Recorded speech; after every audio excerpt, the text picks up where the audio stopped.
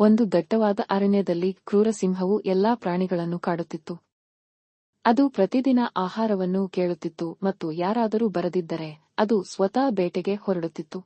ಎಲ್ಲಾ ಪ್ರಾಣಿಗಳು ಹೆದರಿದ್ದವು, ಅಸಹಾಯಕವಾಗಿದ್ದವು ಮತ್ತು ತಮ್ಮ ಗೆಳೆಯರನ್ನು ಕಳೆದುಕೊಂಡು ದಣಿದಿದ್ದವು. ಒಂದು ದಿನ ಒಂದು ಸಣ್ಣ ಮೊಲದ ಸರದಿ ಬಂದಿತ್ತು. ಆದರೆ ಈ ಮೊಲವು ಸಾಮಾನ್ಯ ಬೇಟೆಯಾಗಿರಲಿಲ್ಲ. ಅದು ನಿಧಾನವಾಗಿ, ಬಹಳ ನಿಧಾನವಾಗಿ ನಡೆದು ಸಿಂಹವು ಗರ್ಜಿಸುತ್ತಾ, "ನೀನು ತಡವಾಗಿ ಏಕೆ ಬಂದೆ?" ಎಂದು ಕೇಳುವವರೆಗೆ ಸಾಗಿತು.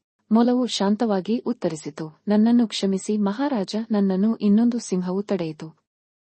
ಈ ಕಾಡಿನ ಮೇಲೆ ತನ್ನದೇ ಆಳ್ವಿಕೆ ಎಂದು ಅದು ಹೇಳುತ್ತಿತ್ತು." ಕೋಪಗೊಂಡ ಸಿಂಹವು ಗುನುಗಿತು, "ನನ್ನನ್ನು ಅವನ ಬಳಿಗೆ ಕರೆದುಕೊಂಡು ಹೋಗು."